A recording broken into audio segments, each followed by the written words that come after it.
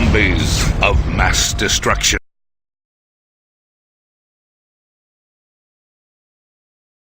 We are opposed around the world by a monolithic and ruthless conspiracy that relies primarily on covert means for expanding its sphere of influence, on infiltration instead of invasion, on subversion instead of elections, on intimidation instead of free choice, on guerrillas by night instead of armies by day. It is a system which has conscripted vast human and material resources into the building of a tightly knit, highly efficient machine that combines military, diplomatic, intelligence, economic, scientific, and political operations. Did you hear about that recent Bilderberg group meeting in, what was it, Shantyville, Virginia? Yeah, recently there was one, and there was some reports on it. I didn't read a whole lot about it, but Man. they certainly were there. What do you think they're doing there?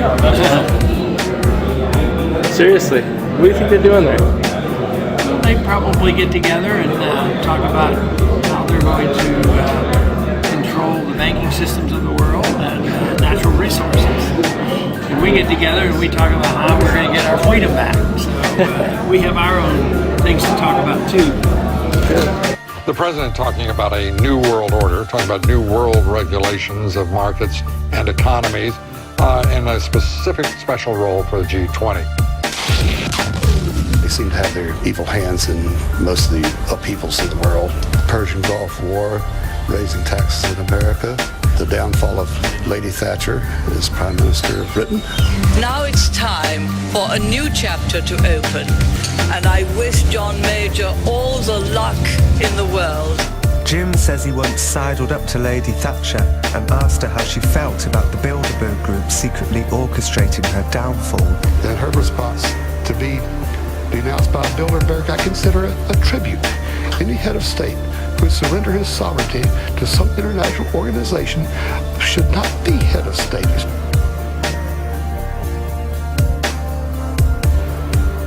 The Federal Reserve Bank was created on an island off the coast of Georgia, Jekyll Island, where prior to the income tax being brought into the country, these very powerful men meet and they create the Federal Reserve. Well, that's where it was conceived. Right. And it was actually approved by Congress during Christmas of 1913, when most senators were home with their families on Christmas vacation, and it's totally illegal. It's totally against the Constitution.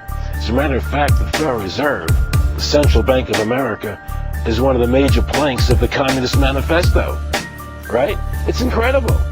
People have no idea. I'd say the Federal Reserve is looked at as if it was this great institution, highly regarded, prestigious.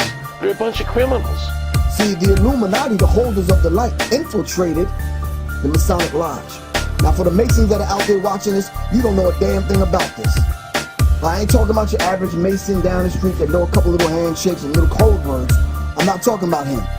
He don't know anything about this. The Illuminati infiltrated.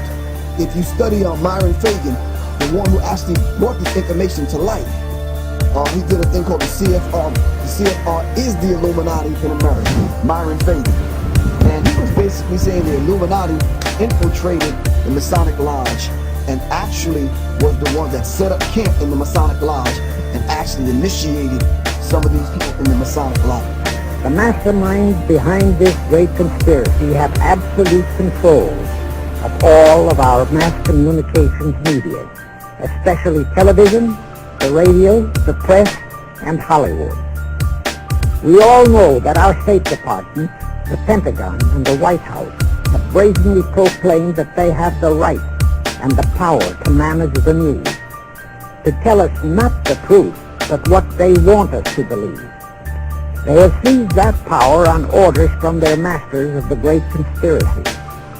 And the objective is to brainwash the people into accepting the phony peace faith, to transform the United States into an enslaved unit of the United Nations one world government. The secret government is an interlocking network of official functionaries, spies, mercenaries, ex-generals, profiteers, and super patriots who, for a variety of motives, operate outside the legitimate institutions of government. Presidents have turned to them when they can't win the support of the Congress or the people, creating that unsupervised power so feared by the framers of our Constitution. The United Nations. Most Americans good-heartedly accept the UN as a kind of farcical debating society. But I can assure you that the grand designers have other thoughts and plans. The grand design has absolutely nothing to do with partisan politics. These men aren't nearly as much Republicans or Democrats as they are world politicians. They've got bigger things to occupy their minds than mere party labels. To them, partisan politics is only a game to amuse the masses who crave the showmanship of big national conventions, the excitement of partisan campaigns, and the satisfaction of casting a vote in the illusion that somehow they're really helping to decide the important issues of the day.